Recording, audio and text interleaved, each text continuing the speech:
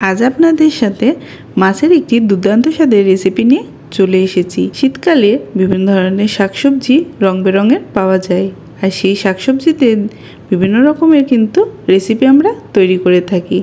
আজকের রেসিপিটি যদি একবার বাড়িতে তৈরি করেন শীত চলে যাওয়ার আগে, তাহলে আশা করি এর স্বাদ আপনারা ভুলতে পারবেন না। ছোট থেকে বড় সবাই এই রেসিপিটি অনেক পছন্দ করবে।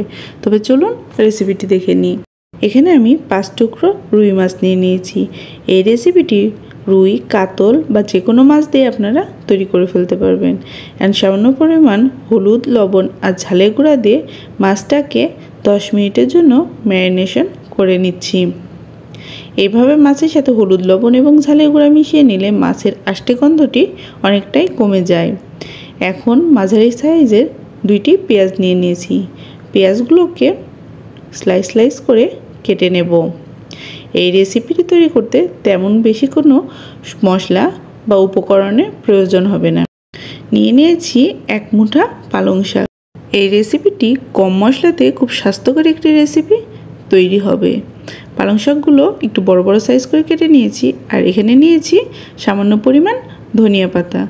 ধনিয়া পাতার ডাঁটিগুলো সহই কিন্তু আমি নিয়ে নিয়েছি। অনেক সময় আমরা পাতাগুলো নিয়ে আর ডাঁটিগুলো ফেলে দিই। এখন দিয়ে দিচ্ছি 4 থেকে 5টি কাঁচামরিচ। সাইডে রেখে এখন একটি প্যানে পর্যাপ্ত পরিমাণে জল গরম করে তাতে পালং শাকগুলো দিয়ে নিচ্ছি।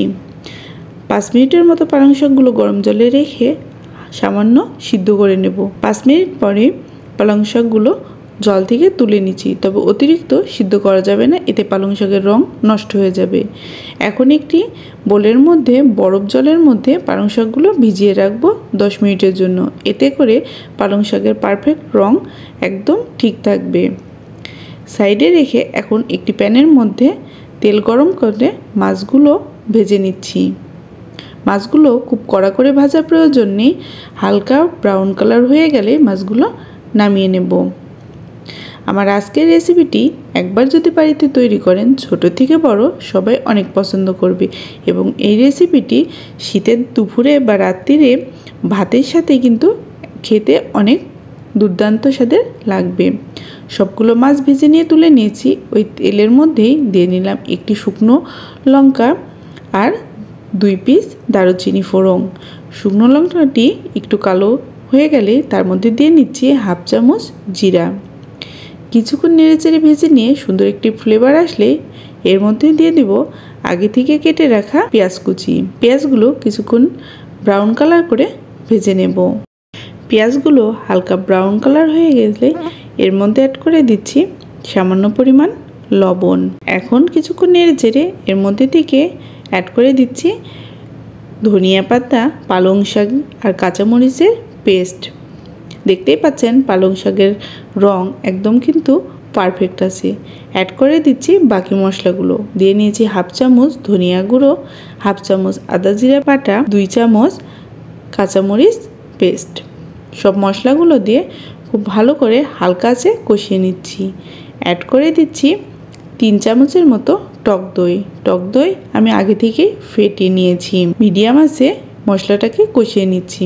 আমার আজকের রেসিপিটি যদি আপনারা ফেসবুক পেজ থেকে দেখে থাকেন, অবশ্যই আমার পেজটি লাইক করবেন, ফলো দিবেন আর বেশি বেশি করে ফ্রেন্ডস এবং ফ্যামিলির মধ্যে শেয়ার করবেন।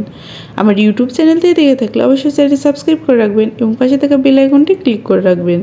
এতে করে আমি ভিডিও দেওয়ার সাথে সাথে আপনার নোটিফিকেশনগুলো খুব সহজেই পেয়ে যাবেন। ভালো করে কষিয়ে নিয়ে উপর থেকে হালকা তেল উঠে আসলেই অ্যাড করে দিচ্ছি আগে থেকে ভেজে রাখা মাছগুলো। দেখতেই পাচ্ছেন পালং শাকের রঙগুলো কিন্তু একদমই নষ্ট হয়নি। এভাবে যদি পালং শাক রান্না করে দেন, আপনার বাড়ির কেউই বুঝতে পারবে না যে এই রেসিপিটি পালং শাক দিয়ে তৈরি করেছেন। মাছ দিয়ে কিছুক্ষণ কষিয়ে নিয়ে আমি এখানে 1 কাপের মতো জল দিয়ে নিচ্ছি। দিয়ে নিলাম স্বাদ মতো লবণ।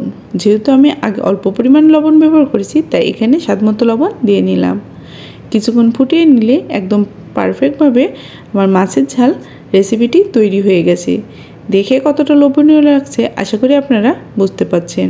এখন সার্ভ করে নিচ্ছি। আমার আজকের রেসিপির পুরো উপকরণ আমি ডিসক্রিপশনে দিয়ে রাখবো, আপনারা সেখান থেকে দেখে নিতে পারেন। এবং আমার চ্যানেলে শীতকালীন বিভিন্ন সবজির রেসিপি রয়েছে, আপনারা আপনারা সেগুলো চেক আউট করে আসতে পারেন। আশা করি আপনাদের কাছে ভালো লাগবে। আর আপনাদের কোনো রেসিপি রেকমেন্ডেশন থাকলে আমাকে কমেন্ট করে জানাবেন। আমি চেষ্টা করব সেই রেসিপিগুলো আপনাদের সামনে তুলে ধরার জন্য। যারা পালং শাক পছন্দ করে না তারাও এই রেসিপিটি পেলে একদম চেটেপুটে খেয়ে নেবে। আজকে এই পর্যন্তই। নতুন একটি রেসিপি নিয়ে হাজির হয়ে যাব। ততক্ষণ পর্যন্ত সবাই সুস্থ থাকবেন, ভালো থাকবেন। ধন্যবাদ সবাইকে।